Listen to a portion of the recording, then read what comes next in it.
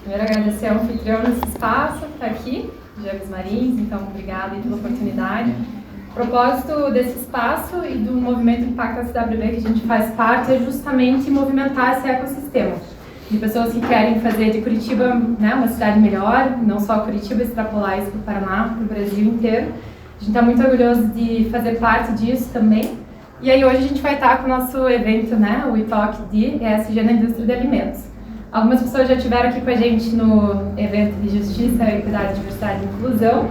E a ideia é que a gente tenha sempre esses eventos aqui presenciais, eles são gravados também, então agradeço também a paciência com o detalhe técnico que a gente estava aí enfrentando.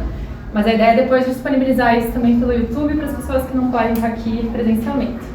Então hoje a Raquel vai ser a nossa grande mediadora, a Raquel é parte da equipe da WeFlow, e os nossos palestrantes ali vão compor a mesa, o Herbert e o Henrico, né, da Labeleteira e da Vapsa.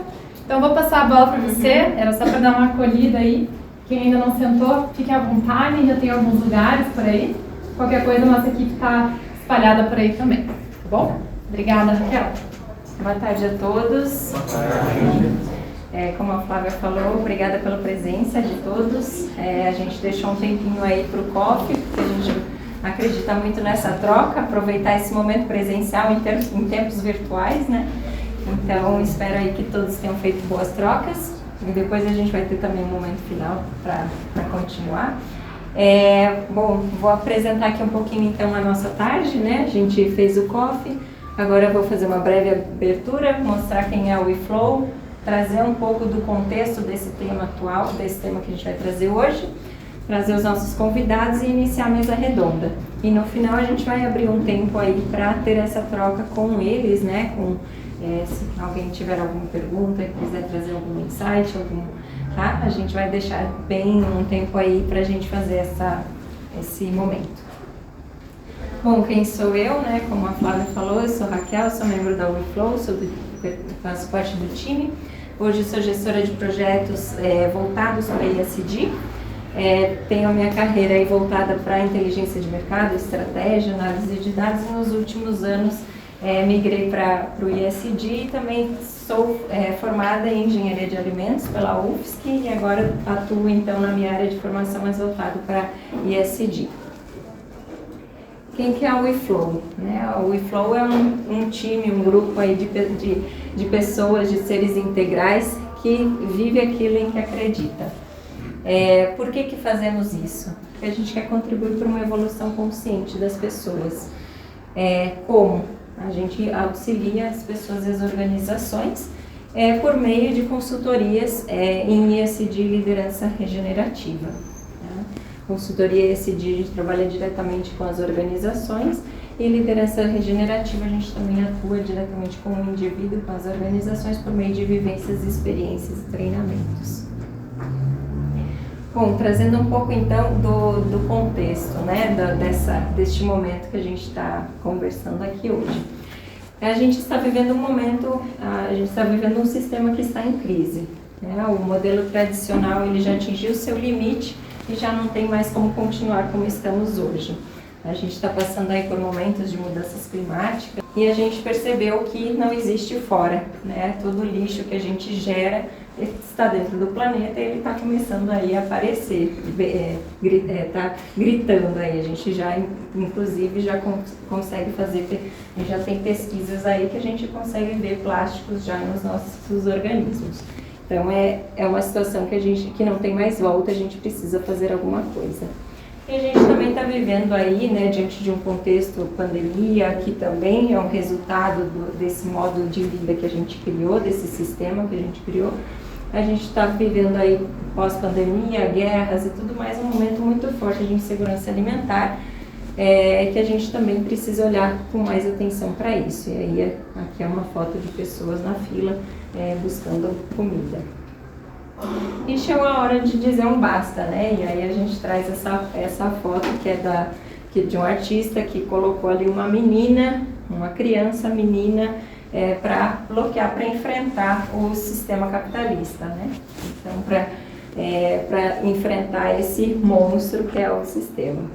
E aí a gente está aí diante de uma mudança de cultura global e histórica. E o consumidor, ele também vem nesse meio cobrar, né, das organizações. Então as pesquisas já mostram esse movimento do consumidor, que é uma pesquisa da Cato, que mostra que, então, aqui não é voltado para o setor de alimentos, é de uma maneira geral, mas mostra o consumidor, as pessoas exigindo das empresas e cobrando das empresas essa mudança. Então, mais de 80% dos consumidores esperam que as empresas cuidem da sua cadeia, do seu impacto, né? Mais de 70% dos consumidores esperam que as empresas não agridam o meio ambiente. E mais de 60% dos consumidores esperam que as empresas estabeleçam metas para tornar o mundo melhor. E aqui a gente também tem uma mudança do consumidor, uma exigência do consumidor pensando no setor de alimentos. Aqui esse print chama atenção, né? Precisamos esquecer a sustentabilidade, porque aqui é uma pesquisa que trouxe que as pessoas não estão acreditando nas empresas e na genuidade das suas ações. Então, mais de 50% acham que as empresas não estão sendo genuínas nesse quesito de sustentabilidade. Então, está na hora de mostrar que não, que as empresas têm essa vontade da mudança e o que está fazendo para. E aqui é interessante que quase 50% dos consumidores começaram a usar produtos mais ecológicos. Essa é uma pesquisa que foi feita após pandemia, tá? Então já tem aí um olhar do consumidor pós este evento. 65% afirma que já adotou ao menos uma atitude para reduzir o impacto no meio ambiente. Quase 80% tem medo da destruição ambiental irreversível. E quase 70% tem medo, de fato, que falte alimento no futuro.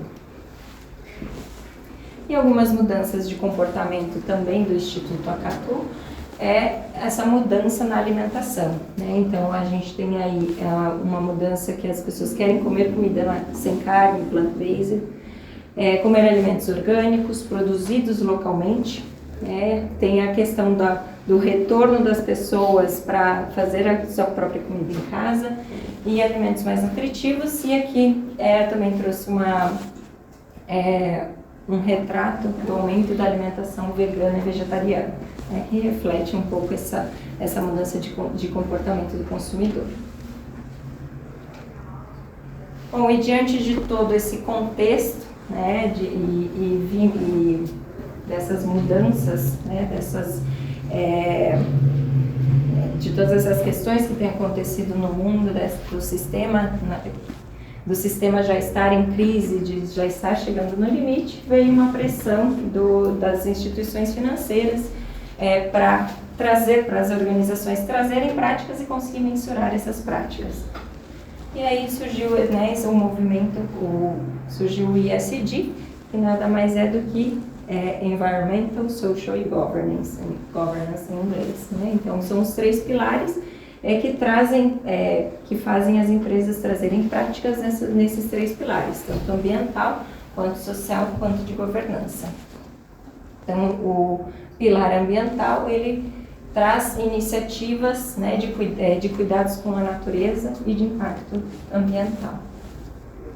O social pensa no ser humano, tanto o ser humano interno, né, são os colaboradores, quanto os seres humanos que estão externos à empresa, toda a comunidade que está nela inserida, clientes, fornecedores. E o pilar de governança, que nada mais é do que boas práticas de gestão das organizações. E as pesquisas já mostram, né, que essas boas práticas elas estão trazendo resultados para as empresas, né? Tanto é que as instituições financeiras vêm com essa cobrança das próprias empresas e organizações. Então aqui as empresas que adotam boas práticas já têm retorno 615% superior ao Ibovespa nos últimos 12 anos. E 69% dos executivos já dizem que conhecer temas sobre sustentabilidade é segredo de sucesso. E 4 em cada 5 brasileiros já considera importante a atuação de empresas em ações relacionadas ao ESG, ao meio ambiente, ao social e de governança. E benefícios alcançados, né, por empresas que têm ESG na estratégia. Então, quase 40% aí, né, já tem um uso sustentável de recursos naturais, quase 70% em mitigação de riscos, 33% tem uma melhoria na imagem da empresa, 43% uma valorização da marca, com incremento na competitividade também. Outra questão que trabalhar ESG dentro das organizações faz com que ela saia dos muros de dentro, né, da própria indústria, da própria empresa. Ela também começa a olhar para a sua cadeia de suprimentos, para a sua cadeia de valor. E aí ela vai além do muro, né? A gente até tem o exemplo, por exemplo, do Origins, que é um selo que você passa a comprar castanha, insumos diretamente da comunidade da Amazônia. Então, por exemplo, a Wikibold, né, também é nossa cliente que está fora de Curitiba, ela tem este selo e ela consegue atuar diretamente na comunidade a partir da compra do seu próprio insumo. E aí ela traz um impacto tanto social quanto ambiental, porque ela traz renda para a própria comunidade, para uma comunidade indígena lá na Amazônia, e também traz a questão ambiental, porque ao conservar a castanha do Pará, ela impacta naquele meio.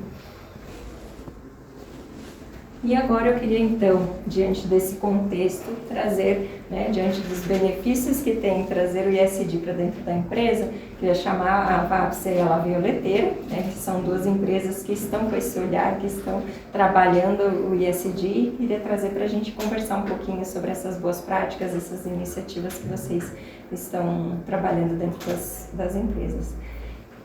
Daí eu queria que vocês fizessem uma breve apresentação da empresa. Henrico, da Vapsa, pode ser você. Daí está na ordem da apresentação. Bom, obrigado.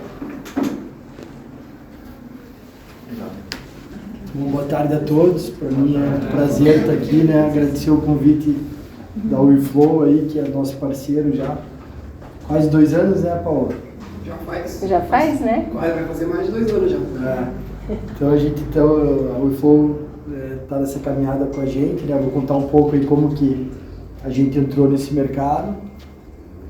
Então, meu nome é Henrico Milani, eu sou CEO da Vapsa Alimentos. A Vapsa é uma indústria paranaense, né? Familiar.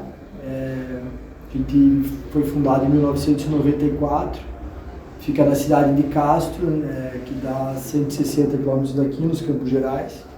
Hoje a gente tem uma unidade fabril em Castro e temos nosso escritório que fica aqui no Bacaxiri, que tem em torno de 50 pessoas. Lá na fábrica, umas 240 colaboradores, e pelo Brasil, em torno de 40, né?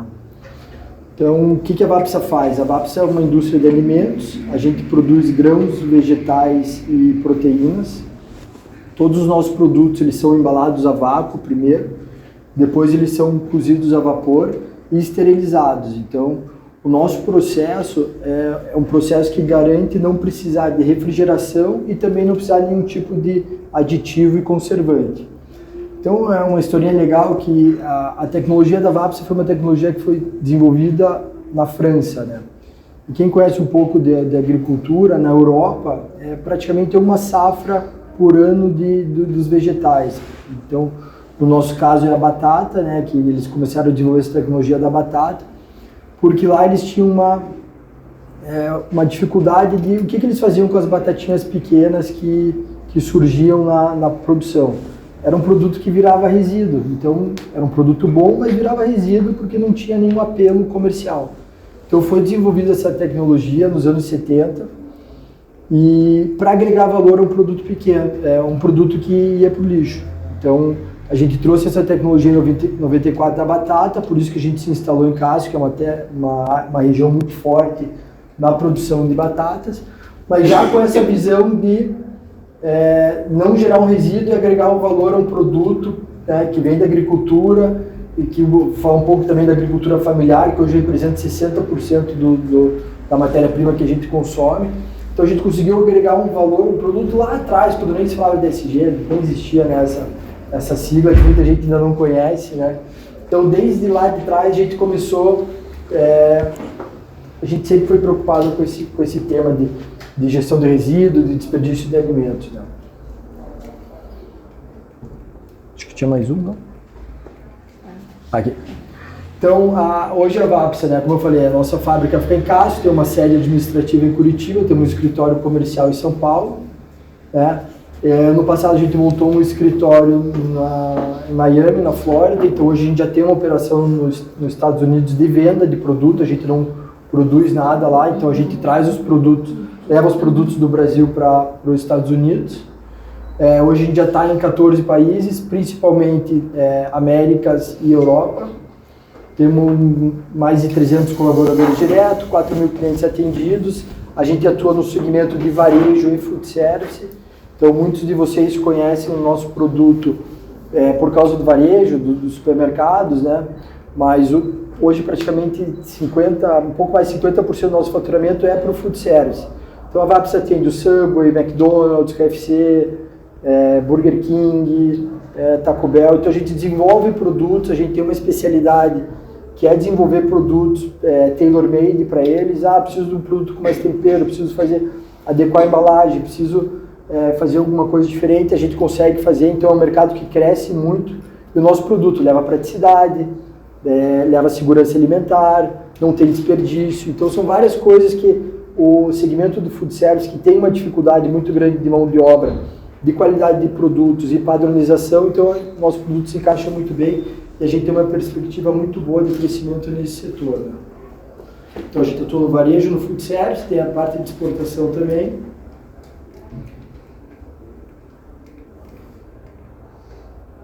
Batendo aqui. E aqui já é um trabalho que a gente, a UiFlow ajudou a gente né, nesse desenvolvimento. A gente tinha muita dificuldade com a gestão de resíduos lá na nossa indústria de Castro. Muita coisa ia para aterro sanitário, muita coisa ia para uma destinação errada, então a gente começou a fazer esse trabalho uns 2 anos atrás. A gente estruturou uma equipe que a gente não tinha, até estava comentando com o Herbert, que a nossa, o E, o S e o G estava uma sopa de letrinhas, cada área, cada parte de uma coisa do E com uma área da empresa.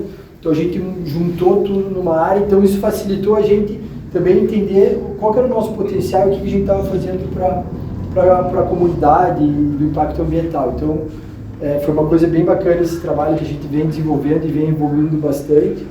Há 1 ano atrás a gente deu um certificado de aterro zero, então faz 1 ano que a gente não manda mais nada para aterro sanitário, ou vai para um biodigestor que vira energia para 120 famílias, ou vai para coprocessamento, ou vai para uma associação de catadores que a gente doa o produto e eles revendem, então gera uma receita para entre 15 e 17 famílias. Então a gente tem feito várias iniciativas, né, nessa parte do ESG.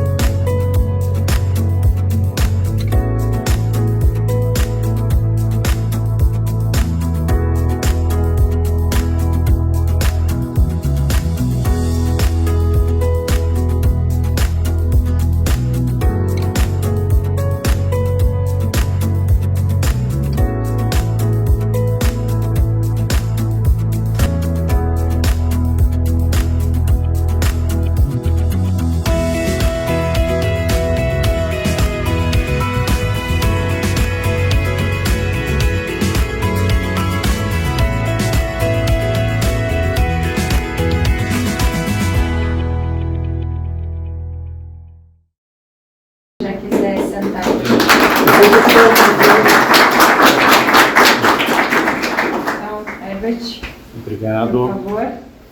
Bom, boa tarde. Prazer estar aqui com vocês. Obrigado, Eflor, pelo convite, pelo espaço. Acho que é uma grande satisfação a gente estar aqui do lado da Vapsa, que vem numa jornada muito parecida com a nossa, né, do desenvolvimento do aspecto ESG. E para nós tem sido muito gratificante porque a gente tem aprendido muito nesse processo. E um processo que tem trazido muito da nossa tradição, da nossa história, mas também agregado muitas ferramentas novas, né, muito olhar diferente para aquilo que a gente já fazia. Então a gente espera poder compartilhar um pouquinho com vocês e aprender também. Vou falar um pouquinho sobre a Lavra-Leiteira.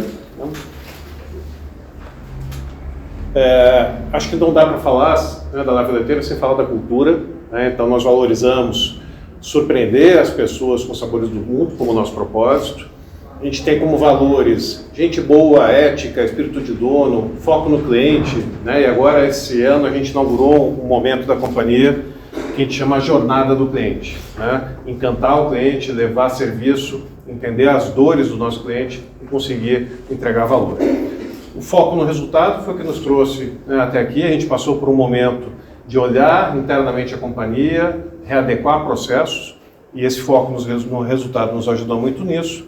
E a sustentabilidade, apesar de ser um tema, né, que a Raquel trouxe aqui, de certa forma, muito utilizado, mas que a gente olha com muito carinho, com muita atenção e de forma muito consistente. Né? Estamos aqui no território nacional, nós somos uma empresa de importação, comercialização de produtos, produção também de produtos.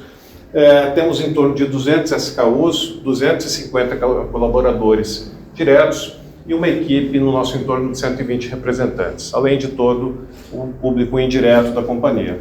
Somos certificados, e isso não é motivo de orgulho para a gente, como uma das melhores empresas para trabalhar, pelo GPTW. Foi uma das conquistas que a gente trouxe, né, ao longo dessa jornada, uma forma da gente olhar diferente aquele carinho que a gente sempre teve como empresa familiar para os funcionários, mas trazer isso numa roupagem que a gente consegue de forma independente avaliar e dizer realmente aqui é um lugar bom para trabalhar, né? A gente tem muito orgulho de ter conquistado isso. Viajar é mudar. Muito mais do que colecionar carimbos em seu passaporte, o que vale são as experiências que levamos para o resto da vida, que vão viver em nós para sempre. Porque na volta, você jamais será a mesma pessoa que era quando embarcou. Mas o que é viajar? Essa palavra curta que nos leva tão longe e possui tantos outros significados. Viajar também é conhecer, é explorar, é experimentar, é viver. Viajar é descobrir. E você pode descobrir coisas novas visitando lugares e pessoas dentro de sua própria história. Pode descobrir países distantes, estar em contato com a natureza e explorar o que cada um tem de melhor. Ou ainda pode descobrir um novo universo de sabores e sensações até então desconhecido, sem sair de casa. É aqui que juntamos as texturas da Espanha com as cores do Brasil, o clima chileno com o sol da Califórnia. Somos como um cidadão do mundo, que tem a alma inquieta de um viajante. Somos uma mistura maravilhosa, um colorido de gostos e paixões, como todo bom brasileiro. Na bagagem, levamos inspiração para buscar novos horizontes. A descoberta é o que nos move, a mudança é o que nos guia. Vamos juntos? Lavra-Leiteira. Descubra um novo mundo. Bom, nós estamos aqui no SIC, em Curitiba. Estamos numa área de 20 mil metros quadrados. Temos um empório aqui ao lado do mercado municipal, acho que boa parte de vocês conhecem. É um ícone, né, da Lavra-Leiteira. É um local em que a gente interage com o nosso consumidor de uma forma, né, mais próxima, onde a gente tem a oportunidade de trazer novos produtos e testar a aceitação desses produtos. Então, para nós é um motivo muito grande de satisfação ter esse ícone, né, no centro aqui da cidade. A gente tem uma linha ampla de produtos, azeitonas, frutas secas, foco na mercearia seca do varejo, presença nos principais varejistas do Brasil e distribuição também no pequeno varejo, né? Atendemos diretamente o consumidor final, temos um portal B2C E além das azeitonas, das frutas secas, a gente tem um portfólio de conservas, um portfólio que na mercearia seca a gente consegue entregar valor para o nosso cliente varejista. Então, um prazer estar aqui com vocês. Obrigado mais uma vez pelo convite. Vamos lá.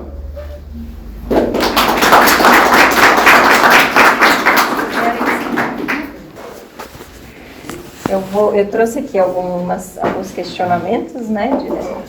Queria ouvir um pouquinho de vocês dois, né? Depois eu faço algumas perguntas mais direcionadas. Mas vou trazer aqui, se eu quiser, né, abrir a fala e depois o outro complementa, porque a ideia é que a gente faça trocas aqui sobre o ISD, sobre as práticas que você já vem trabalhando dentro da empresa, né? Sobre os benefícios que isso trouxe para a empresa. E também, calma aí, me fugiu agora, e trazer essas boas práticas, e que a ideia é que vocês se complementem, né, cada um contribua da sua fala. Fugiu o que eu ia complementar, mas daqui a pouco vem. Bom, de acordo com o ITAL, né, o Instituto Tecnológico de Alimentos, uma das grandes complexidades do setor, né, de trazer o ISD para o setor, é a questão de ser muito pulverizado e da indústria de alimentos, o setor de alimentos ser composto por pequenas empresas, né, pequenas e médias empresas. Eu queria saber de vocês, se vocês concordam com essa complexidade, né? No caso você falou, né, a gente trabalha com agricultura familiar também, a cadeia também tem essa questão de trabalhar com pequenos e tudo mais. Eu queria saber se vocês concordam com essa questão que o ITAL traz e como que vocês lidam com isso. Quer começar?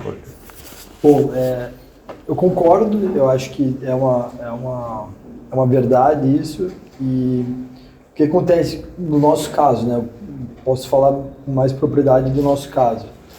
A Vapsa, desde a fundação, já fazia muitas coisas, mas como a gente está numa cidade que não está num perímetro, uma capital, uma cidade grande, então tem muito pouca informação sobre esse tipo de tema.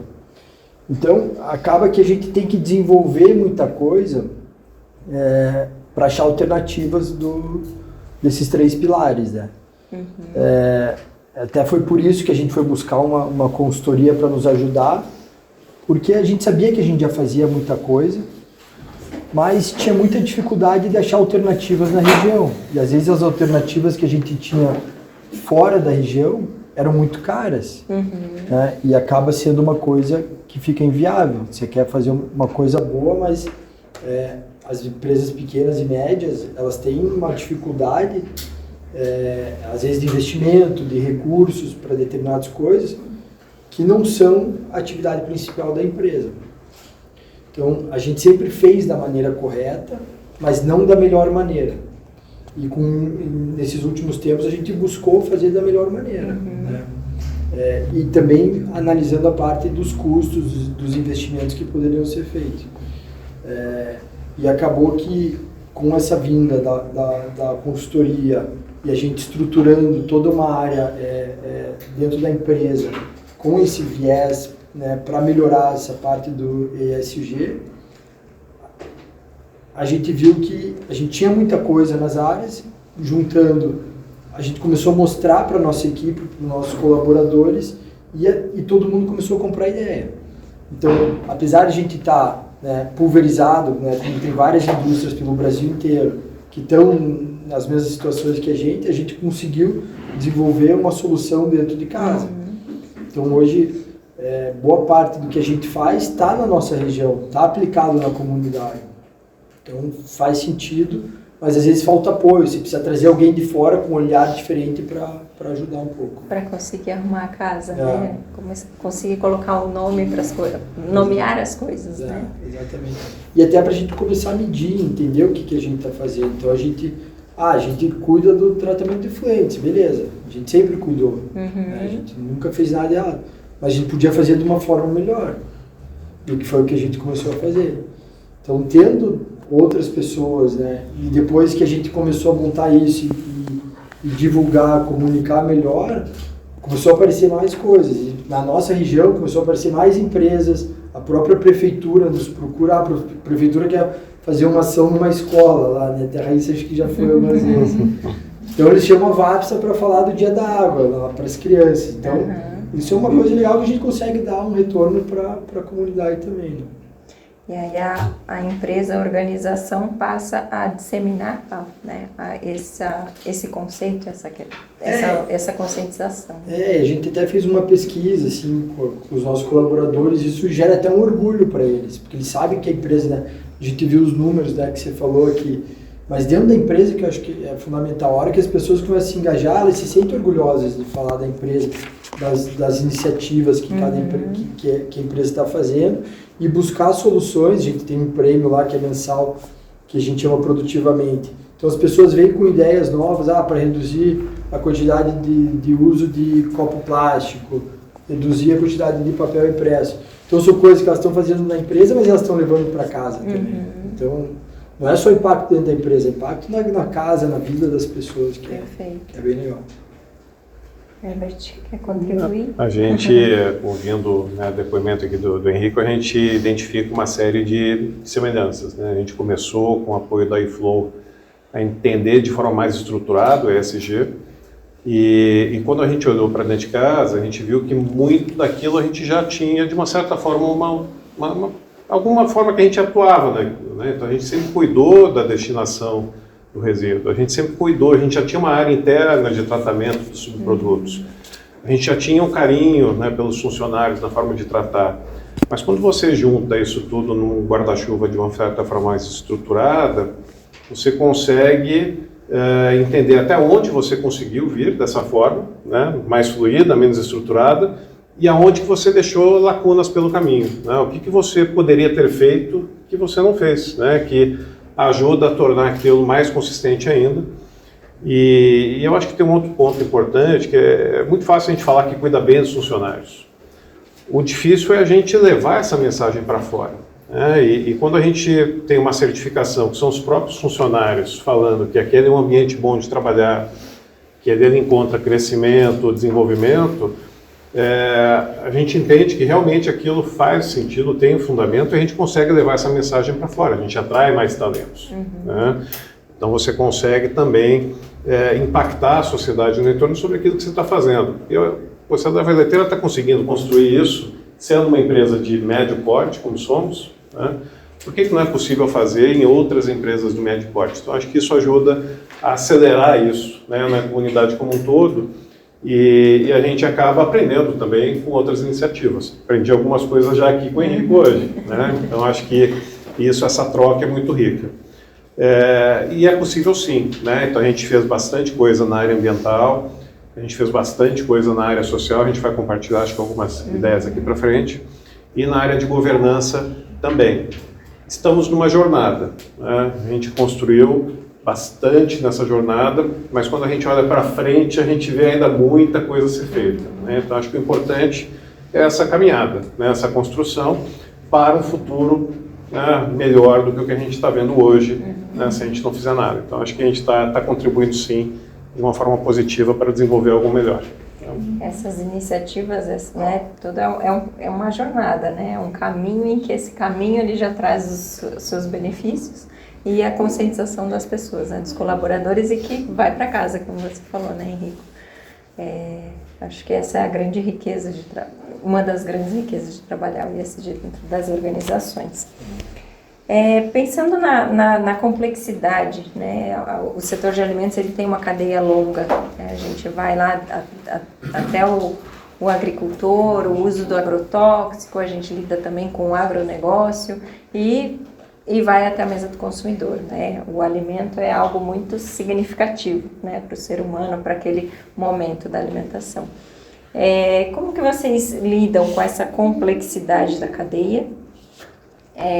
E quais são as oportunidades que vocês enxergam nessa cadeia, e até como mitigar riscos, né? A gente passou aí por um caso muito crítico recentemente, né, que eu acho que caiu, todo mundo ficou, muitas pessoas ficaram sabendo, né, no caso do Rio Grande do Sul, que foi algo relacionado com a cadeia. Queria saber como que vocês trabalham essa questão de mitigação de riscos nela. Assim, hoje a gente tem uma certificação que até tinha logo dela no final ali, que é a BRC. A BRC é uma certificação que ela é a principal certificação do mundo para segurança alimentar. Então a gente foi buscar isso porque a gente atende grandes clientes e porque a gente estava buscando um mercado para fazer marca própria de outros clientes fora do Brasil. Então essa parte da segurança alimentar é o guarda-chuva dele, né, das auditorias que a gente passa. Um ponto que se não é o mais importante, é o segundo, é a parte de homologação dos fornecedores. Então, todos os fornecedores que eu tenho hoje, eu tenho que ter uma homologação. Ou o fornecedor tem que ter a mesma certificação que eu tenho, ou eu tenho que mandar uma auditoria lá, ou eu tenho que mandar minha equipe lá. Então, a gente, hoje, tudo que entra dentro da nossa indústria, ele vem de fornecedores que são certificados e homologados. Então, isso que aconteceu no caso, né, que teve no Rio Grande do Sul, talvez eles não tivessem certificação, ou não tivessem feito esse tipo de homologação. Então, é uma coisa fundamental para a gente mitigar isso, porque como a gente está comunicando o que a gente está fazendo, você tem que ter certeza do que você está comunicando. Então, até uma coisa que a gente vai falar um pouco mais para frente é do nosso relatório de sustentabilidade. Ele está pronto, acho que faz uns 6 meses já, mas a gente está deixando ele cada vez mais sólido, assim, para daí divulgar ele. Então a gente precisa ter, não que a gente não tenha certeza, mas a gente quer ter as informações mais claras e de maneira correta e objetiva, né? Que fique claro para quem for ler, que às vezes tem pessoas que são um pouco leigas no assunto, né? É um tema que está estourando, mas tem muita gente que ainda não entende o ESG. Então, você tem que comunicar de uma forma muito clara. Então, a gente se preocupa muito com isso, desde a origem da empresa, a gente sempre se preocupou com a parte da qualidade, de onde vêm nossos produtos, parte de rastreabilidade é uma coisa fundamental, porque eu sei o produto que eu vendo nos Estados Unidos, eu sei de onde que veio, de qual fornecedor veio, de que dia veio. Então, a gente consegue ter toda essa parte do nosso alimento rastreado hoje. Perfeito. A gente, ao longo da história, prezou sempre relacionamentos duradouros com os nossos parceiros, nossos fornecedores. Então, sempre relações de crescimento e desenvolvimento mútuo. E a gente tem um processo também de homologação que aborda todos esses temas. Então, a gente avalia condições de trabalho, né? A gente avalia se tem práticas de uso adequado de recursos ambientais, a gente avalia se tem uma destinação adequada de resíduos e com isso a gente consegue olhar a cadeia de uma forma maior para tentar mitigar esses efeitos, né, e esses riscos. E dentro do nosso ambiente, a gente já tem essa preocupação de uma forma bem estruturada, né? E a gente olha isso também na cadeia para frente, né? Com a destinação adequada dos produtos que não chegam até a mesa do consumidor. Então a gente tem uma preocupação também com a logística reversa disso, né? A gente participa em dar a destinação adequada para isso, de forma que a gente consiga, tanto na parte da cadeia para trás, né, dos fornecedores, como na parte para frente da cadeia, a gente gere um impacto com o menor impacto possível no meio ambiente, né? Você sempre acaba gerando algum tipo de impacto, mas de forma que a gente reduza, consiga avaliar. A gente está terminando agora a nossa primeira avaliação de impacto ambiental, de consumo de resíduos hídricos, energéticos, emissão de gases, para que a gente também avalie como reduzir isso dentro de casa. Então, eu acho que é olhar a cadeia como um todo, né? E a gente tem essa preocupação de construir parcerias de longo prazo, e isso vem gerando resultado, né? Essa história de longa data. O trabalhar o ESG é fazer um mapeamento da empresa, né? E conhecer a própria empresa, trazer as práticas e aí conseguir mensurar o que você realmente está fazendo. Exatamente. Falando nessa mudança de comportamento do consumidor, né? Que a gente trouxe ali alguns dados, muito veio pós-pandemia, né? Até porque a gente ficou aí um tempo em casa, a gente refletiu um pouquinho sobre nosso dia a dia, nossa rotina, como que a gente estava lidando. E aí teve um movimento, né? Tem aí um crescimento dessa preocupação com alimentos saudáveis, nutritivos, até o fazer o seu próprio alimento. Queria saber se vocês sentiram essa mudança como empresas do setor e como vocês têm lidado com isso, né? Como que vocês lidaram com essa mudança de comportamento?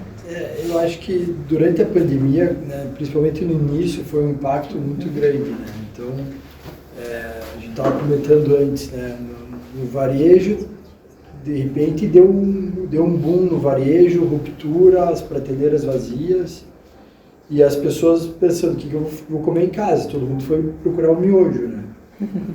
Todo mundo na parte de massa, né? O que eu sei fazer, né? A dispensa que durou um longo tempo também.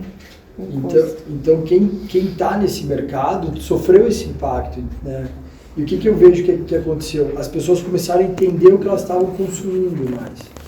Então elas começaram a olhar o produto e ver o que tinha naquela caixinha, né? Naquele pacotinho, no vidro.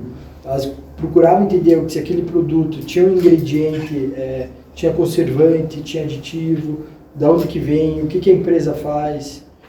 E hoje a gente sente cada vez mais as pessoas procurando isso. Elas procuram saber o que está por trás daquela empresa, né? Elas não querem só o produto, elas querem saber o que a empresa faz a mais, né, pelo meio ambiente, na parte social. Então, até por isso a gente tem intensificado esse trabalho, porque o nosso produto é um produto que tem uma dificuldade das pessoas entenderem. A gente praticamente não tem concorrente no Brasil hoje. Sim.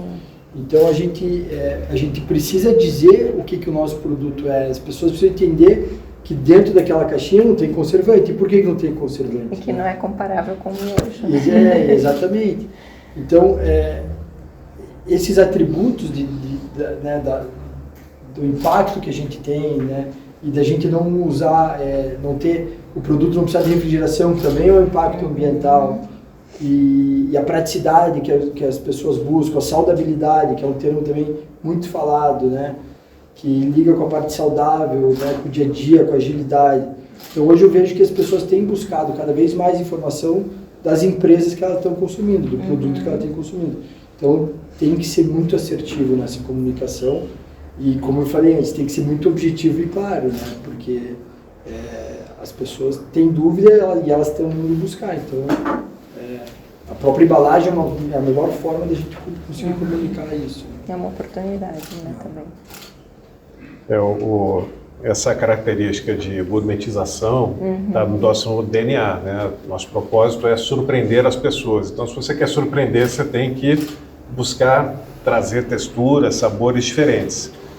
E a gente tem uma ampla linha de produtos que tem essa característica de trazer essa gourmetização, trazer os sabores diferenciados, texturas dos 4 cantos do mundo. Né? E a gente busca sempre também, através da inovação, surpreender um pouco. Né? Como é que a gente inova nesse mercado, que já é um mercado, né, um pouco mais maduro nos seus produtos? Uma linha de azeitonas, a gente trouxe ano passado azeitona de 65% menos sódio, que além de sabor, entrega saudabilidade, né, que é um tema recorrente no consumidor. Trouxemos azeites monovarietais, então cada um é de uma única variedade de azeitona e você percebe, né, o paladar diferenciado de cada um daqueles azeites. Trouxemos praticidade para o consumidor, então a gente trouxe passatas italianas saborizadas. Então, com isso, você gera uma experiência em casa, né, com a praticidade e já agregando, né, uma facilidade no preparo. E recentemente, agora, nós trouxemos, até tem 3 exemplos aqui da variedade novo, mas azeitonas monovarietais. Então, foi um aprendizado para mim também, quando passei a participar aqui da Lavra Leiteira. Nós temos mais de 100 variedades de azeitonas, né, e cada uma tem as suas características, né, tem o seu sabor, tem a sua textura. A gente trouxe para o nosso empório e tem sido um sucesso 3 variedades que você pode em casa experimentar, né, no encontro com os amigos, compartilhar e brincar um pouco com essa diferença de sabor. Então isso faz parte do nosso DNA, né, trazer essa gourmetização E isso foi um momento importante, essa mudança do consumidor de procurar essa experimentação também gerou mais oportunidades de consumo. E vocês sentiram muito essa mudança também? Percebemos. Das pessoas. E a gente tem agora na nossa, no forno lá, novidades aí saindo para atender esse consumidor que está cada vez mais ansioso aí por novidades e com produtos diferenciados. Né? Perfeito. Em relação à segurança do alimento, né? A indústria de alimentos ela tem que pensar na segurança e qualidade do alimento, né? O que ela faz e ela atende o consumidor, ela lida com a saúde da pessoa. Como vocês passaram a enxergar esse tema dentro do ESG, né? Porque ele está conectado com o ESG, com o social, né? No pilar social. E como vocês correlacionam esse tema e quais são as práticas? Você já comentou até da certificação do BRC, né, tudo mais, mas e quais são as boas práticas que vocês fazem relacionadas à segurança do alimento e como relacionam o ESG? O nosso processo ele já tem uma segurança do alimento no processo. Né? Então, hoje o nosso produto ele tem um shelf life, né, uma validade de 9 a 24 meses. A grande barreira nossa hoje ainda é o custo. Então, eu consegui ter um produto sem conservantes, sem aditivos hoje, que eu vá conseguir atender todo o mercado é muito difícil. Porque hoje o custo da tecnologia ele é um custo alto. Né? Então, esse impacto que tem da segurança alimentar, como não faltar alimento, o nosso produto ele é um produto bom porque a gente consegue ter produto por 2 anos praticamente. A gente consegue agregar valor a isso. Só que a gente não consegue que esse produto ainda seja popularizar ele. Então, tem umas dificuldades, a gente tem uma barreira que a gente tem de crescer, a gente atingir mais classes sociais. E é uma coisa que a gente busca sempre melhorias para tentar reduzir custo, tanto de matéria-prima quanto na parte de processo. Então, eu vejo a parte de segurança alimentar do ESG, né, linkando isso. O nosso produto, a ONU compra esse tipo de produto para atender a África, para atender diversos países. Por conta da segurança alimentar. Mas as pessoas que estão lá não conseguem comprar esse produto ainda. Então eles chegam nessas classes sociais através do governo. Né?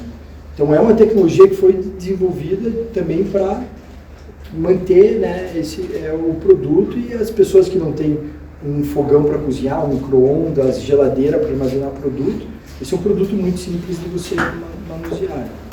E também tem a parte do produto que a gente cozinha e esteriliza. Né? Então, a gente entende bastante hospitais, né? Porque o produto está qualquer tipo de bactéria que possa ter, micro-organismo que possa ter no produto, ele morre no processo do autoclave, que é acima de 125 graus Celsius. Então, isso o nível de segurança é muito alto, né? Então, por isso que a gente consegue atender clientes que buscam qualidade e segurança alimentar, que é a primeira coisa que eles buscam. E é interessante que aí você também, já vou puxar aqui mais uma pergunta, mas depois a gente volta. E é interessante que você comentou ali na apresentação da VAPSA, né? A VAPSA surgiu de um processo de utilização de matéria-prima, de insumos da agricultura que poderiam não ser utilizados, né? Então, ali vocês também lidam com a questão da redução de desperdício, que é um setor complexo também por conta do seu desperdício. Hoje a gente aproveita o alimento muito pouco do que poderia. Né? E aí eu queria ouvir de ti, assim, nessa questão, né, de insegurança alimentar que você trouxe, e também na redução do desperdício, como é que hoje a VAPSA atua nessa questão. E aí até queria que você falasse um pouquinho, né, da questão do lixo zero também, aproveitando e falando da redução de desperdício e de resíduos, né? Aí depois eu volto a pergunta para ti. A parte do desperdício, hoje tudo que entra na nossa fábrica já vem dos fornecedores homologados. Então, por exemplo, eu recebo batata. Toda batata que entra na minha fábrica, ou ela vira produto final, ou ela vira resíduo que vai para um biodigestor. Então, a gente gera a quantidade de resíduo orgânico que a gente gera é resíduo que não pode ser consumido. Então, isso já tem um impacto super importante, né? Porque se você for descascar uma batata em casa, a chance de você perder mais 50% é muito maior do que o jeito que eu descasco a batata, que é um processo automatizado. Então, a gente tem todo esse cuidado de receber a matéria-prima já numa qualidade muito boa, para que a gente tenha um desperdício menor, né? Qual foi a outra pergunta? Desculpa. Não, eu só queria que você falasse do do projeto de vocês. Então, essa parte do resíduo orgânico, ele ia para o aterro sanitário, ou ia para consumo de animais. E para o consumo de animais, até você poderia continuar mandando, né? Você conseguiria ter o aterro zero.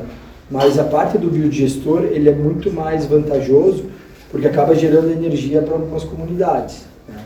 Então tem essa parte do biodigestor, que hoje deve representar, acho que 70% do que a gente gera de resíduo dentro da indústria vai para o biodigestor. Em torno de uns 17%, 18% vai para reciclagem, né? Que daí é uma associação de catadores que tem em casa, que são 17 famílias. E eles têm toda essa parte eles separam o lixo ali e acaba gerando uma receita para eles, né? A renda deles vem disso, das doações que as empresas fazem para eles. E outra parte é o coprocessamento, que vai para uma indústria aqui em Curitiba e acaba gerando um produto final. Hoje, no nosso caso, tudo que vai para o coprocessamento volta para a indústria, que é uma lixeira que a gente faz para o lixo. Pode virar outras coisas, pode virar sacola, pode virar diversas coisas. Então, a gente tem buscado, esses são os 3 principais assim, destinos de resíduos. Hoje a Vapsa é aterro zero de Castro. É a primeira empresa aterro zero de Castro, né? Então, voltando à pergunta para ti sobre segurança do alimento, e também se quiser aproveitar e falar um pouquinho sobre a questão, né, de geração de resíduos e redução de desperdício. Obrigado, Raquel. A gente tem uma tradição de qualidade, né, que faz parte das marcas, né, da companhia, marca La Veleteira, da marca Mastroianni, e essa tradição de qualidade é reconhecida pelos nossos consumidores. Então, nós somos absolutamente intransigentes em relação à qualidade e à segurança alimentar dos produtos que a gente leva para a mesa do nosso consumidor. Não tem como transigir em relação a isso, não tem meia verdade aqui, né? Mas, da mesma forma como a gente buscou avançar no tema do do ambiente de trabalho com a certificação GPTW, a gente foi buscar uma certificação em qualidade e a gente passou por um extenso processo de avaliação de todas as etapas do processo produtivo e certificamos agora como IFS Global Markets, que é uma certificação internacional de qualidade, né, que assegura que o nosso produto tem, né, uma boa segurança alimentar e um processo bem constituído, né, de rastreabilidade, de conformidade em toda a cadeia, né? Então isso foi um motivo aqui de satisfação que a gente conseguiu já, por conta de ter essa tradição, avançar rapidamente na certificação. Então, acho que a dor foi um pouquinho menor de passar por um processo de certificação que é complexo, mas por já ter isso, né, internalizado, a gente conseguiu avançar um pouco mais rápido, né? Então, acho que esse é um ponto importante. E aí o link que você perguntou disso com ESG, eu acho que isso tem total elo quando a gente fala com o social, porque a gente está levando para o consumidor um produto de qualidade, né? A gente garante que a gente não vai gerar uma externalidade negativa, né? A gente garante para a nossa comunidade que a gente leva um produto de qualidade, mas tem a ver também com governança, porque isso garante que a gente não vai passar por dores, né? E a gente teve casos recentes de indústrias que passaram por dores sérias, né, por conta de ter produtos comprometidos em relação à qualidade, né? Então isso ajuda bastante na questão da governança também, né? E na parte, acho que foi resíduos, né, a parte de desperdício. A gente avançou bastante em termos de como reduzir esse impacto ambiental. A gente já tinha uma unidade de reciclagem para as embalagens, né, para aquele subproduto que você reaproveita dentro de casa, e a gente agora em março certificou como aterro zero também, né? Então também foi uma iniciativa bacana da gente conseguir eliminar completamente a destinação de resíduos para aterro, né? Então com isso a gente gera sempre um aproveitamento de qualquer resíduo que a gente tenha no negócio, embora sejam pequenos, né? Nosso processo tem menos resíduo orgânico que o Henrico. E, então isso para a gente também é satisfação. A gente está avançando agora numa nova certificação também nessa área, a gente espera até o fim do ano também dar mais um passo, né? E na questão da redução do desperdício, a gente trabalha muito com os funcionários em termos de eficiência de consumo de matéria-prima. Então, quanto que eu trago de matéria-prima para dentro do meu processo e quanto que eu levo de produto acabado no final, de forma que a gente não tenha perdas de produto, né, na cadeia. Isso acaba diminuindo todo o impacto ambiental para trás na cadeia, né? Eu preciso ter menos alimentação de insumos para gerar o produto acabado que a gente produz. Então isso a gente trabalha dentro do nosso processo produtivo. E a gente estava hoje trabalhando lá na elaboração do material. E disse, pô, vamos imprimir uma versão aqui da apresentação. Não, peraí, consumo de papel. Então, essa preocupação com o consumo, com a redução do impacto, acaba incorporando os nossos funcionários. Eles acabam levando isso para casa, para as famílias. Então, acho que isso tem também um reflexo além, né, dos nossos muros, da gente conseguir gerar essa conscientização, né, na comunidade, nas famílias, né, de quem trabalha junto com a gente. Então, a gente hoje mesmo estava falando sobre isso, né? Então, acho que à medida que a gente consegue avançar e aprender, né, e trazer novas certificações, novas formas de olhar, a gente vai fechando lacunas que a gente tem ainda no processo e a gente vai avançando na redução do nosso impacto ambiental. E geram vários multiplicadores. E geram vários, temos 250 multiplicadores lá, com mais, né, todas as famílias. Acho que isso tem sido muito bacana. Agora, uma pergunta mais direcionada para você, Herbert. Como que você acredita que o ESG impacta em questões financeiras da empresa? Como que você entende que trabalhar práticas, iniciativas em ESG impacta na questão mais econômica e financeira da empresa? Obrigado, Raquel. Eu, na Veleteira, sou responsável pela área financeira, então é um tema que eu posso falar com um pouquinho mais de propriedade, né? Acho que primeiro, né, o impacto financeiro positivo, o resultado financeiro positivo da empresa é fundamental para que ela seja sustentável no longo prazo. Não existe empresa que não gere resultado financeiro positivo que seja sustentável, né? E se a gente quer trazer um ambiente para os funcionários, para toda a cadeia que está envolvida com o nosso negócio, a gente precisa construir esse ambiente, né? Onde que entra o ESG no meio disso? Quando a gente fala de reduzir o impacto ambiental, naturalmente eu diminuo o desperdício, né? Então eu acabo sendo mais eficiente no uso do recurso. Quando eu olho toda a cadeia, eu diminuo também efeitos negativos que podem afetar o meu negócio. Então isso acaba gerando impactos financeiros positivos. Na parte do social, a gente tem um ambiente bacana, né, para o pessoal trabalhar. Tem inúmeros estudos aí, a Jaque que está aqui com a gente, que é da área de recursos humanos, pode falar dos estudos com mais propriedade, mas quando você tem um ambiente bom para trabalhar, você acaba sendo mais produtivo, né? Então isso acaba gerando reflexos financeiros positivos. Quando a gente impacta positivamente a comunidade, você acaba atraindo mais talentos, né? Então você consegue acelerar o crescimento da companhia e você investe no desenvolvimento das pessoas, elas também crescem junto com o negócio. Então, investir no social também ajuda, né, o financeiro da companhia. E na parte de governança, a gente tem implantado as melhores métricas e ferramentas de governança. A gente é auditado de forma independente por uma grande empresa internacional de auditoria, que dá uma conformidade, né, nas nossas demonstrações financeiras. A gente tem os padrões de auditoria do IFS, a gente audita o ambiente de trabalho com a GPTW.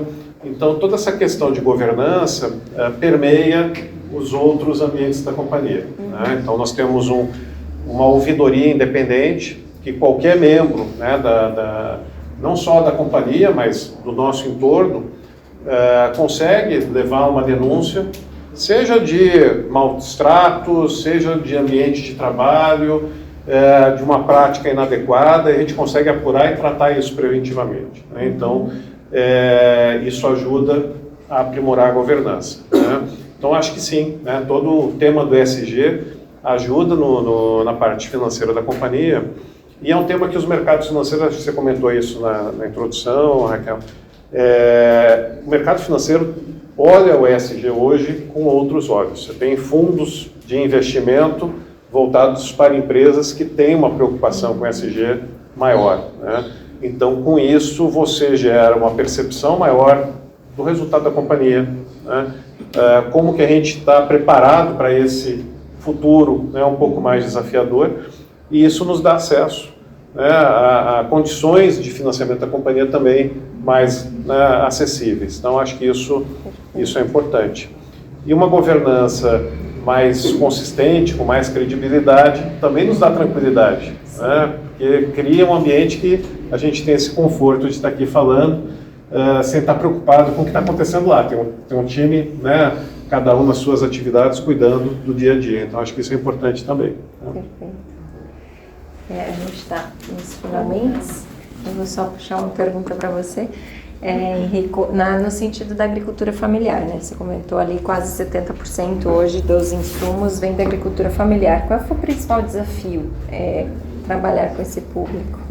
Assim, quando a gente começou com os vegetais, principalmente a batata, tinha muito agricultor na região, então tinha uma oferta muito grande, né? Então a gente foi evoluindo e foi mapeando nossos fornecedores, né? Principalmente na região, daí a gente evoluiu para uma mandioquinha, para a parte de grãos. Mas eu acho que o principal desafio que a gente teve, assim, que é uma coisa que me marca muito, foi quando a gente entrou na área de produtos orgânicos em 2014. Então, o produto orgânico é um produto que é cultivado de forma sustentável, né? Então, a gente viu que era uma tendência já fora do país e falou, dá para fazer aqui dentro, né? Então, a gente trouxe essa ideia para dentro da Vapsa e criou uma linha de produtos orgânicos. Quando eu fui no mercado, entendi ali que tinha alguns fornecedores, mas não fizemos nenhum tipo de planejamento com eles. E eram fornecedores pequenos. Então acertamos ali a compra por um ano, e desenvolvemos toda a linha, lançamos a linha, compramos produtos, conseguimos fazer a primeira produção. Aí eu fui comprar de volta, ninguém tinha matéria-prima. Então, a gente não estudou direito como que funcionava a cadeia de produtos orgânicos, que era uma coisa muito incipiente ainda no Brasil. A gente suspendeu o projeto, né, voltou, remapeou toda a cadeia, desenvolveu, naquela época, acho que tinha pelo menos uns 5 fornecedores para cada item. E relançamos o produto em 2017. Então, é uma linha nossa que vem crescendo em torno de 20% ao ano, assim, a linha de produtos orgânicos. E, há uns 3 anos atrás, a gente tomou conhecimento que tinha uma comunidade na nossa região de agricultura familiar, né? E fomos conversar com a prefeitura para ver se eles tinham contato, porque é muito pulverizado, né? Mais de 270 famílias. Quem conhece a região lá de Castro, de Campos Gerais, é uma região muito extensa. Acho que Castro, eu não sei se está entre as 3 cidades com maior território no estado. Daí a gente foi pedir ajuda para a prefeitura e encontrou uma associação que essas famílias faziam parte dessa associação. Então a gente começou a conversar com eles e ano passado eles começaram a plantar para a gente. Então foram em torno de 70 famílias mais ou menos, começaram a plantar o feijão preto e carioca orgânico. E eles já cultivavam o produto orgânico, mas eles não tinham para quem vender. Então às vezes eles tinham muito produto, eles iam para o mercado. O produto orgânico é mais caro que o produto in natura, mas eles acabaram vendendo o produto orgânico pelo preço de produto in natura. Então a gente fez um contrato com eles. No começo eles falaram que iam ser 30, depois foi para 40. Na primeira produção já tinham 70 famílias produzindo para a gente.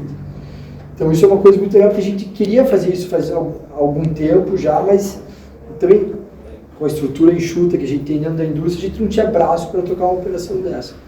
Então a gente desenvolveu esse primeiro projeto ano passado com a associação. Esse ano a gente já começou a receber produto. Então a ideia é começar a expandir isso para outras regiões. Aqui a região metropolitana de Curitiba tem muito da agricultura familiar. Então a ideia é a gente avançar mais nesses projetos de produto orgânico junto com a agricultura familiar, porque o produto orgânico sempre vai estar na agricultura familiar. Dificilmente o grande produtor vai deixar de produzir a soja dele, o milho, para produzir produto orgânico. Então, essa cadeia vai estar basicamente na mão da agricultura familiar. Sei lá, 90% da produção vai estar. Então, é importante a gente continuar fomentando esses projetos para que não falte matéria-prima, porque eles consigam desenvolver, né, para eles é uma coisa boa, porque aumentou a renda deles, né? Então hoje eles conseguem praticar um preço de mercado, eles têm para quem vender, porque antes, imagina, uma família colhia 2 sacas de feijão numa área que é 30 quilômetros do centro de Castro. Como que essa pessoa, para quem que ela vai vender produto orgânico? Não tem para quem ela vender. Então a gente conseguiu juntar isso e receber esse produto. Então acho que é uma coisa que foi bem bacana e muito... gerou muita sentimento assim de conquista, de gratidão para a gente, de satisfação, porque a gente está ajudando eles e eles estão nos ajudando, né? Então acho que é uma coisa muito boa. A VAPS acaba gerando essa oportunidade para as pessoas, né? Que às vezes, como você falou, às vezes não tem quem consuma, mas e às vezes é da intenção daquele agricultor se tornar um agricultor de alimentação orgânica, e aí abre essa porta para ele, né? Tem alguém para fazer a compra desse produto. E até o secretário da Agricultura que nos ajudou, que eu fui falar com ele, semana passada ele me ligou, putz, estou com um monte de resíduo aqui, o que eu faço com isso? A gente dá uma consultoria para a prefeitura também, na parte de resíduo, não sei se a Elisete falou com você, mas... Então a gente acaba ajudando ali, né, com essa troca de informação. Sim. Às vezes a gente consegue ajudar eles e eles nos ajudam, né? Então eu acho que isso é que falta muito também nos governos, nos municípios, né? Sim. Eles têm muita informação, então eles têm condições de ajudar as empresas a tomar as melhores decisões, conectar com outras pessoas, com outras empresas que estão fazendo coisas legais. O ESG ele vai partindo dessa forma, né? Vem uma organização e aí ela vai começando a estender para a cadeia. É isso aí. Perfeito. A gente ia falar um pouquinho do relatório, mas por conta do tempo, né? As duas empresas elas vão divulgar o relatório em breve, como o Henrique falou inicialmente. Mas agora eu queria abrir para as pessoas, né? Conforme prometido, a gente vai abrir para a gente ter essa troca. Então, se alguém quiser trazer alguma pergunta, fazer algum comentário, né, sobre as duas empresas, tanto a Lavapsa quanto a La Violleteira, ou diretamente como para os líderes, né, pode perguntar, Paulo. Sou Paulo Cruz, atuo na FAI Centro Universitário, Grupo Bom Jesus. Eu estou curioso, sempre por impacto tanto ambiental como social, a repercussão na sociedade é muito forte, né, para as empresas que estão preocupadas com ESG, vocês implantarem ESG. Qual é a percepção, ou se tem métrica, o que vocês capitalizam isso no negócio de vocês? Não em termos só de lucratividade, que é uma coisa necessária para poder a coisa andar, mas eu digo assim até em relação aos funcionários, né, essa recompensa psicológica do funcionário. Vocês percebem isso como algo muito forte? Eu sou doador, eu estou contribuindo. É percebido isso? Ou é feito assim, alguma estratégia exatamente para que eles percebam melhor isso? Eu acho tão importante nessa... Assim, financeiramente a gente não consegue, ainda, né, é muito pouco, assim, a gente não consegue medir. Mas vendo a nossa equipe, nossos colaboradores, a quantidade de pessoas que têm se engajado, a gente até fez uma pesquisa esses dias de clima para entender, e o que apareceu é que as pessoas, bastante gente, eu não me lembro o número exato ainda, porque eu vi meio por cima, mas me chamou muita atenção. As pessoas se orgulham de trabalhar na VAPSA. Então, assim, se eu talvez tivesse feito essa pesquisa 3, 4 anos atrás, antes da gente iniciar esse processo com a WeFlow, talvez não ia ter uma resposta dessa. Mas hoje eu vejo que as pessoas, dentro da indústria, as pessoas se engajam. Quando a gente vai fazer um trabalho com uma prefeitura de doação de sangue, quanta gente tem participado disso? Recolher óleo de cozinha, as pessoas levam lá, ganham um sabonete, arrecadar tampinha, que a gente faz isso. Então a gente vê que as pessoas estão preocupadas e estão se engajando. A gente ainda não aplicou para o GPTW, que a Lavelo Liteira tem, mas o pré-relatório que a gente fez mostrou que a gente tem condições de ser uma GPTW, tá no ranking. E essa foi a principal informação que me chamou a atenção, como as pessoas se orgulham de trabalhar na empresa pelo que a empresa faz. Isso é uma coisa que dá, né? Porque às vezes você está indo sozinho para um lado, é muito difícil. Não adianta só a gente que está no topo da pirâmide querer e a turma não comprar ideia, esquece, não vai para frente, né? Se a gente consegue envolver todo mundo com a cultura e na decisão, né? As meninas elas participam um pouco do nosso dia a dia, elas sabem quantas pessoas têm se engajado nisso. Isso eu acho que é uma coisa bem, bem bacana. E a genuidade do líder faz toda a diferença também nesse reflexo para os colaboradores, né? Acho que algo que a gente vivencia bastante das escutas que a gente faz com os colaboradores, com as lideranças, é que se a alta liderança tem esse valor, tem essa genuidade no tema, faz toda a diferença para a cultura e para os colaboradores se engajarem e se conscientizarem também. Só complementando. Eu pedi para o Herbert complementar e contar um pouquinho o que é o GPTW, porque pode ser que tenha pessoas que não estão familiarizadas com a sigla. Claro. É uma certificação que a gente chama Great Place to Work, né? Que são empresas que têm um ambiente bom para trabalhar, né? Então, a gente viu essa evolução, já é o segundo ano que a gente é certificado, e a gente viu esse orgulho das pessoas de trabalharem dentro da companhia.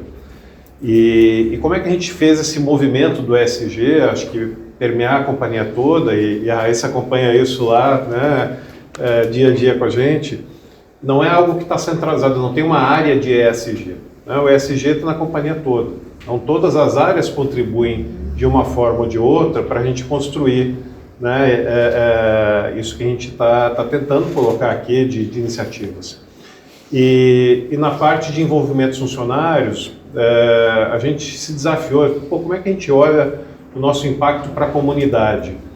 E será que eu sei fazer isso da melhor forma possível? Né? Eu tenho os meus vieses também, né? A gente vive num mundo que tem características diferentes do que, talvez, o nosso entorno. E a gente abriu para a colaboração dos funcionários, a gente criou 2 comitês, né? Um voltado para a diversidade e inclusão, e aí a gente abriu para que as pessoas que têm mais, né, proximidade com o tema, já se envolvem com isso, né, fora do dia a dia do trabalho, trouxessem a sua colaboração, e a gente tem aprendido bastante, né, nesse sentido.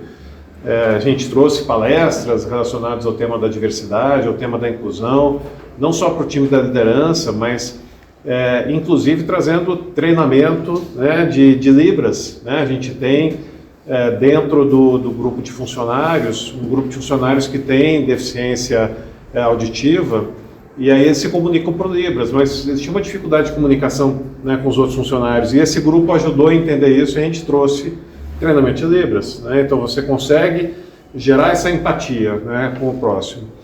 E a gente criou um outro comitê aqui de voluntariado, e buscando gerar impactos na comunidade do nosso entorno. Então a gente, na região do Sixer, tem algumas comunidades que têm uma carência um pouco maior, e a gente adotou uma comunidade bastante carente, e a gente leva para essa comunidade ações sociais, né? Então a gente fez uma ação de Páscoa, a gente levou ensino de jovens e adultos em parceria com o Senai, a gente levou equipamentos que para o escritório já não tinha mais utilidade, mas né, para a comunidade, onde tem o centro comunitário, apoiam, né, o aprendizado.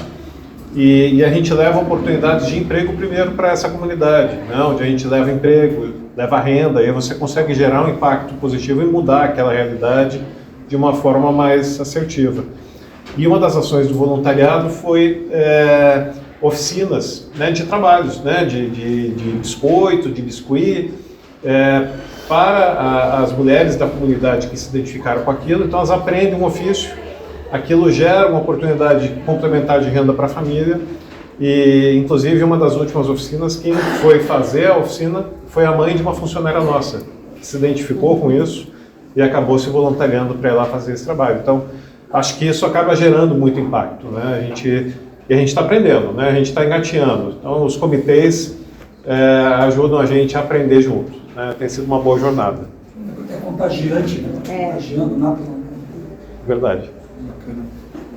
Flávio, tem que perguntar alguma coisa? Não, era que era eu deixei isso. precisar. Tá. Mais alguém? Eu tenho uma pergunta. Pessoal, eu sou a Carol, eu sou acompanhante de pessoas de cultura da Growing.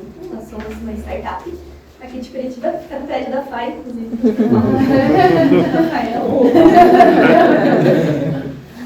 E nós propomos um ecossistema digital que reinventou a colaboração entre empresas pedis, como a Vapsa e a Lavio Inteira, com seus fornecedores, com manufaturas externas, com técnicos.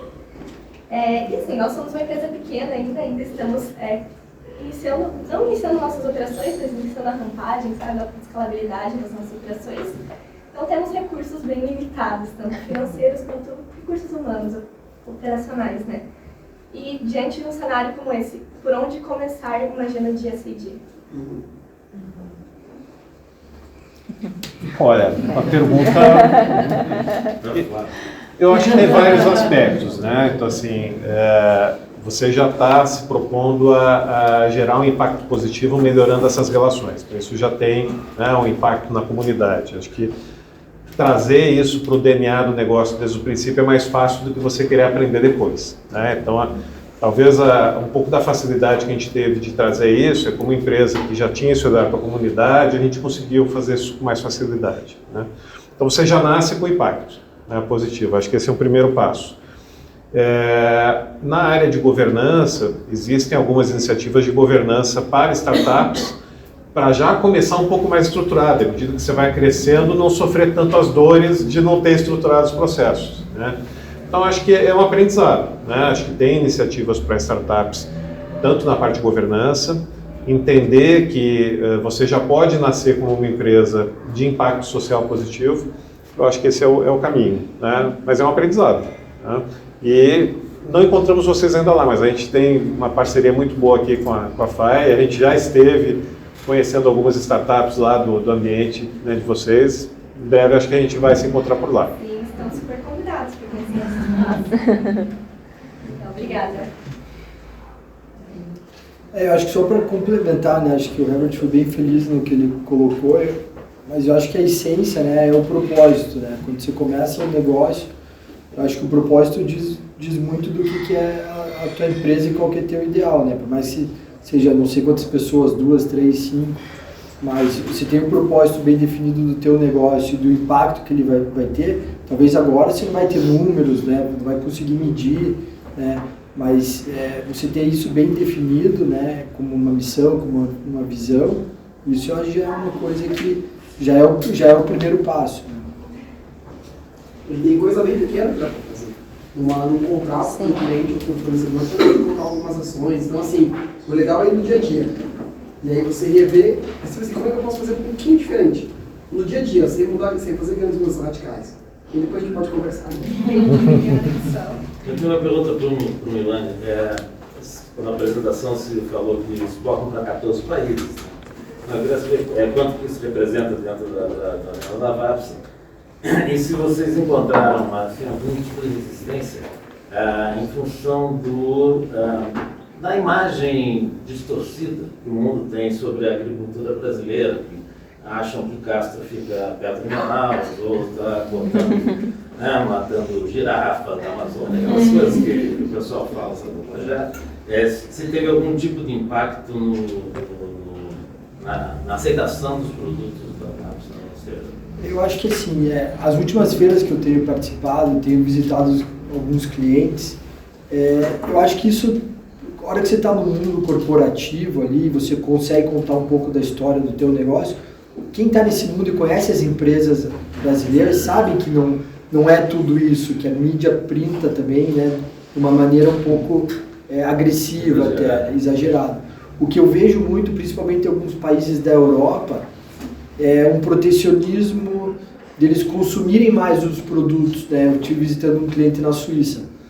O cara falou, aqui eles querem produto suíço, eles não querem um produto que você vai embarcar lá no Brasil, que vai ter toda uma emissão de carbono de vir por transporte marítimo, que tem o consumo, né, de diesel, o impacto dessa logística toda até chegar no supermercado aqui.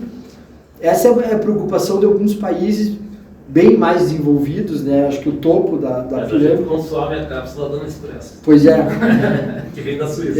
Mas a gente não tem essa cultura, que lá eles têm esse apego, né? Então você vai lá, você vê que, você olha os rótulos dos produtos lá, a maioria dos produtos são produzidos local, né? Ali na região, então, ou dos países do lado ali, mas...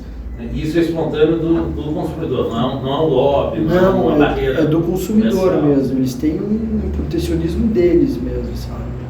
Mas eu acho que com relação à agricultura, não notei ainda isso, né? Eu acho que agora volta as feiras, as principais feiras, eventos acontecem agora no segundo semestre, a gente vai ter uma noção melhor aí se mudou alguma coisa ou não, né? Já.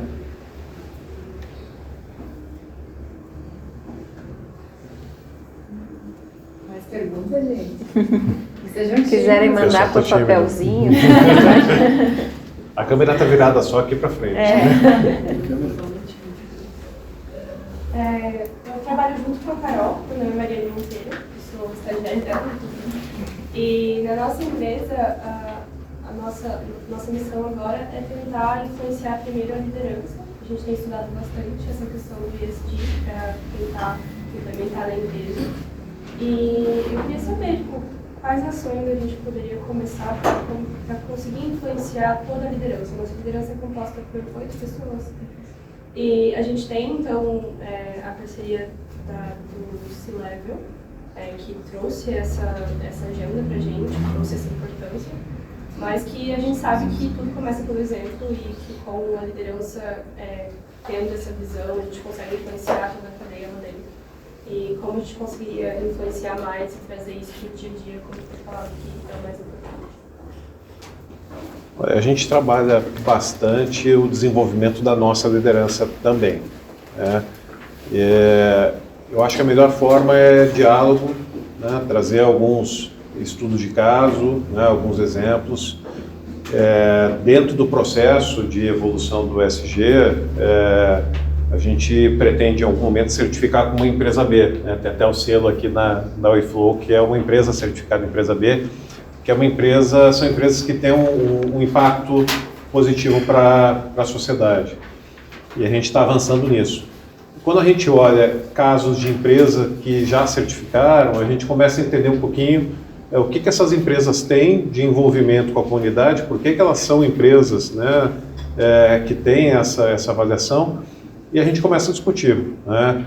Eu acho que o ESG não é algo que é decreto do C-Level para baixo, né? Não funciona, muito mais um aprendizado compartilhado, né? Então acho que vocês podem influenciar sim com conversa, né, entre o time de liderança, desenvolvimento do time de liderança, alguns estudos de caso, e começar pequeno e trazendo iniciativas que fazem sentido. E estudar se o propósito de vocês, o impacto social de vocês, já não é em si, né, uma empresa que nasce como sendo uma empresa com impacto social positivo. Pelo que vocês falaram, acredito que até pode, né? Para a gente é muito parecido também. Acho que a partir do momento que a gente começou a engajar as pessoas da equipe, né, abaixo das lideranças, a gente começou a ter resultados, ter ideias, ter iniciativas, e todo mundo começa a comprar ideia. Então vai sendo, né, uma coisa que o professor Paulo, né, falou, vai contagiando. Então todo mundo vai querendo ajudar, todo mundo quer participar, ninguém quer ficar de fora. E é uma coisa que você não faz só no ambiente corporativo, você leva para casa. Né? Fim de semana você está conversando com outras pessoas. Então você consegue contagiar, consegue pulverizar essas ideias. Então, a partir do momento que tem um problema, como a gente tinha, e a gente começou a trazer pessoas de outras áreas, né, consultoria, para nos ajudar, duas cabeças pensam melhor que uma, né? Então, as ideias começam a surgir, as pessoas se sentem parte daquilo, né? Porque eu acho que isso é fundamental. Todo mundo, na hora que a gente publicar um relatório, todo mundo vai se sentir parte. Não vai ser um relatório meu do Henrico. Não, o relatório da VAPSA que todo mundo participou, né? Desde do porteiro, todo mundo está envolvido nesse impacto. Então, eu acho que quanto mais pessoas, né, às vezes não consegue trazer todo mundo, mas quanto mais pessoas você conseguir envolver, é fundamental. Não tem ordem, né? Não é de cima para baixo, de baixo para cima. Acho que quando a alta liderança tem essa mentalidade, flui de maneira fácil para toda a empresa, mas pode ser dos colaboradores, que como o Paulo falou, o ISD ele está no dia a dia da empresa, ele não está só nas grandes tomadas de decisão, ele está, como a gente falou, aqui eu estou numa caneca, né, reutilizável. Então são pequenas práticas que trazem isso para a organização como um todo. Então o ISD ele tem que estar no dia a dia mesmo, desde as pequenas atividades até as tomadas de decisão. E aí isso contagia e isso vai fazendo como a empresa como um todo trabalha essa questão. E aí a grande importância é você trazer esse conhecimento para dentro da empresa, né? Porque daí as pessoas passam a pensar dessa maneira. Então, às vezes a gente já faz muitas práticas, mas a gente não sabe que isso tem um nome e que isso é ISD. E aí você precisa, né, parar, organizar a casa, entender tudo que você faz e aí trabalhar isso tudo dentro da estratégia da sua empresa. E aí conseguir direcionar essas iniciativas, essas ações. Mas, oi. Eu sou Helena, eu sou de uma organização que forma jovens e busca a empregabilidade deles em empresas parceiras. E a minha questão, ela está relacionada com uma interpretação que eu faço de que os negócios de vocês, por serem industriais, acabam tendo uma predominância dos aspectos ambientais na definição da agenda do que vai ser tratado aí no ISD. Então eu queria saber como é que vocês procuram priorizar as ações dentro, né, da parte de ambiente, social, governança, enfim, como é que se define essa agenda do que... Porque senão o ambiental sempre vai estar lá no topo com, sei lá, quantos % de predominância das temáticas, das ações, né? Então, como é que vocês fazem essa distribuição entre os três tópicos? Eu acho que assim, que o ambiental, a gente está ouvindo falar muito do ambiental, né? Então, toda essa parte de mudança climática, dos desastres naturais, tem a parte de legislação. Então, para as empresas, eu acho que o impacto ambiental, ela se torna uma coisa mais prioritária, porque está todo mundo preocupado com o planeta, né? Então, tem algumas coisas de legislação que você tem que responder, as indústrias têm que responder, a parte do lixo, do resíduo, que é uma coisa que gera um custo para algumas indústrias mais, para outras menos. Então tem esse impacto que você precisa dar um destino para isso, né? Mas eu vejo que muitas indústrias também estão muito preocupadas com esse, né? Eu vejo na nossa indústria, a parte de jovem. Quantos jovens aprendizes começaram na indústria que hoje estão efetivados e estão ocupando os cargos de liderança já? Então a gente busca formar pessoas dentro da indústria, até porque eu estou no interior. Se eu não formar, eu não tenho de onde trazer outras pessoas, né?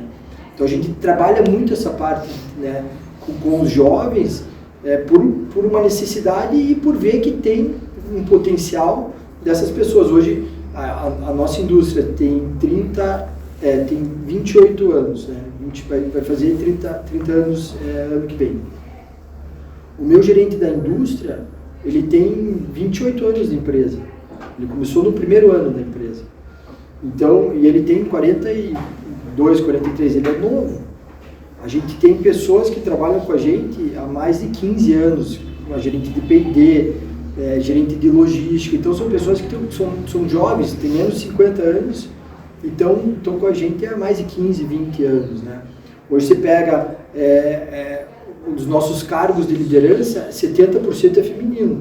50% da mão de obra da empresa é feminina, mas os cargos de liderança hoje 70% é feminino. Não é uma coisa que, vamos começar a contratar mulher. Não é isso, é uma coisa natural, que foi acontecendo, né? E por meritocracia as mulheres chegaram nesse cargo. Então, é uma coisa boa para o nosso negócio, e é uma coisa que é natural, não é uma coisa forçada. Que tem muitas empresas a gente vê que tem essas coisas forçadas. O nosso não, é uma coisa que é muito, muito natural isso. Acho que isso é natural do estágio que cada um está nesse caminho, né? Então, se você tem uma preocupação mais com legislação, com impacto ambiental, você vai talvez focar nisso, que pode ser uma dor um pouco mais aguda, né? A gente já tinha isso muito mais estruturado, a gente já tem essa preocupação, né, embarcada na companhia, e a gente pôde avançar mais na parte social, mas a gente foi certificado com um bom ambiente para trabalhar, porque a gente também já tinha cuidado com o funcionário. Então, a questão às vezes, é o olhar, né? Então, você já tem isso dentro de casa, e você conseguir separar um tempo para olhar cada uma dessas coisas com atenção, né? Agora, a gente não tinha nenhuma ação mais estruturada, a gente fazia algumas coisas com a comunidade, mas sem algo mais estruturado. A gente criou os comitês justamente para olhar para isso de uma forma um pouco mais estruturada, e aí você consegue distribuir o tempo de atenção, né? Ter mais gente colaborando com isso, não depende de uma ou de um grupo de pessoas exclusivamente. E a parte de governança, eu acho que é natural, acho que cada vez mais os negócios vão ser cobrados por essa governança, né? Então, a certificação em qualidade, não basta eu ter a preocupação de qualidade, a certificação é fundamental, né? Porque é alguém externo que está dizendo, e alguém externo que é reconhecido por dizer isso, que diz, olha, essa empresa realmente tem preocupação com qualidade, né? Quando eu tenho um relatório financeiro que é auditado por uma empresa de auditoria, alguém externo que diz, olha, pode confiar nos números da empresa, porque eles são confiáveis, são críveis, não é aquele balanço que não tem consistência, né? Então, acho que é dividir um pouco do tempo, distribuir isso de forma que todo mundo participe, e naturalmente isso vai vir tudo junto, né? Então, acho que é um pouco do momento que cada uma das dores está acontecendo, né? Talvez trazer um pouco mais de participação desses outros focos, desses outros temas dentro da agenda da companhia. E sempre atrelado à estratégia, né? Exatamente. Da empresa, do seu modelo de negócio, né? É importante sempre estar conectado com a razão de ser, né, da empresa. Eu queria só deu complementar tempo, né? rapidinho aqui a pergunta dela. Sou a Raíssa, sou Head de SG na Workflow. Só para complementar a resposta deles, acho que a priorização ela vai muito para uma análise de mercado também, não é só a maturidade da empresa. Então, dependendo do mercado que a empresa atua, né, e dessa análise que é feita, você tem temas que acabam sendo um pouquinho mais prioritários que outros, né? E tanto o Vapsa quanto o Lableteira são clientes que a gente fez essa escuta de parceiros, de stakeholders, para entender quais temas eram mais prioritários para eles trabalharem, e daí a gente atrelou isso à estratégia da empresa. Então, também tem muito esse lugar de olhar para o mercado e o que o mercado está demandando que a empresa trabalhe, tá? Então tem um pouquinho desse lugar, só para complementar. Esse olhar também para fora, né? Obrigado, Raíssa. Ir para os stakeholders externos, para as necessidades da cadeia. Perfeito. Gente, a gente encerrou o tempo, tá? Depois, se alguém quiser conversar um pouquinho com eles, mas a gente encerra aqui então a mesa redonda. Agradeço a presença do Henrico, do Herbert. Obrigado. Agradeço a presença de todos.